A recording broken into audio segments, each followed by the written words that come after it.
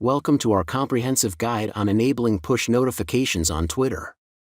In this tutorial, we'll walk you through the step-by-step process of setting up and customizing push notifications on the Twitter platform. Whether you want to stay updated on trending topics, important tweets from your favorite accounts, or direct messages, we've got you covered. Learn how to tailor your notification settings to suit your preferences, ensuring you never miss a moment on Twitter.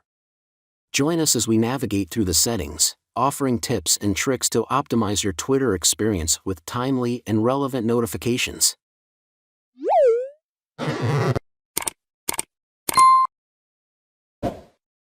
Go to Settings. Click on Notifications. In Preferences, go Push Notifications. Here you can enable or disable push notifications.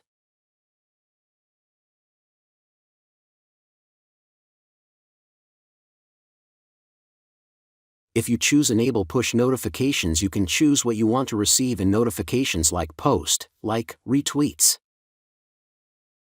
I hope this helps. Let me know if you have any other questions.